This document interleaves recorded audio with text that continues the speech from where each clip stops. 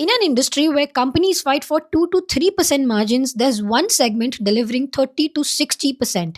And FMCG giants are going crazy for it.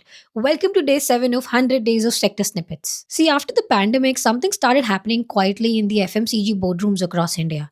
Suddenly, every major player wanted to get into spices. ITC, Tata Consumer, MTR, all of them were buying out regional spice brands.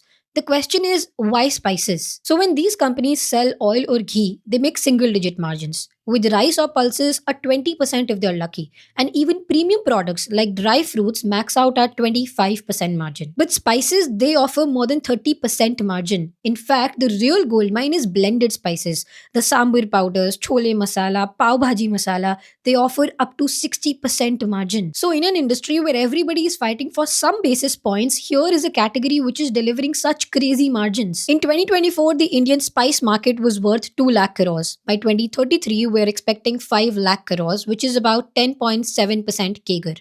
And this isn't some niche segment. India controls 70% of global spice production and consumption. The real kicker, however, are the blended spices, which are growing really, really fast. With more women working, urbanization happening, people want convenience. So, with these margins and this growth, it should be easy money, right? Except it's not. Here's the problem: every single region in India has its own unique spice blends and taste preferences. Even a sambar masala is different from Tamil Nadu to Kerala to Karnataka. That is why around 2,000 brands are fighting for just 50% of this market. The other 50%, that is completely unorganized with local players, small manufacturers, each one controlling their own territory. Look at these big examples. MTR is a household name in Karnataka. They tried to enter Kerala 4 times but failed every time. Finally, they gave up and bought out Eastern Condiments. Even ITC with Ashirwad, you know how massive their brand equity is in wheat flour. Despite that, customers could not relate the brand to spices and they had to buy Sunrise Foods. Tata had the same problem. Tata Salt had to acquire Organic India. So regional champions are stuck in their territories and national players are struggling with local tastes. So here's the bottom line. Does this segment give high margins? Absolutely. Strong growth? For sure.